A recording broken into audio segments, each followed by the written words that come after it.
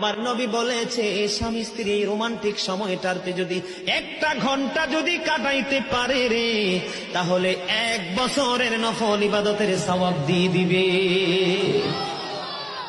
এরে যুবক, বউকে কষ্ট দিও না।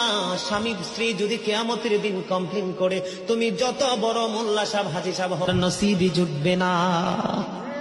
আমি আমার মা আমার বোনদেরকে বলতে চাই, কখনো স্বামীর কলিজায় আঘাত দিও না, কারণ স্বামীর কলিজায় আঘাত দিলে তোমার জীবনে জান্নাত জুটবে না।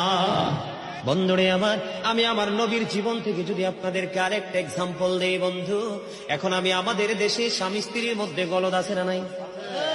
বর্তমান সমাজের যুবক যুবতী, নববধূ নবদম্পতি যারা স্বামী স্ত্রী, তাদের মধ্যে ম্যাক্সিমামই কলহ আছে না নাই?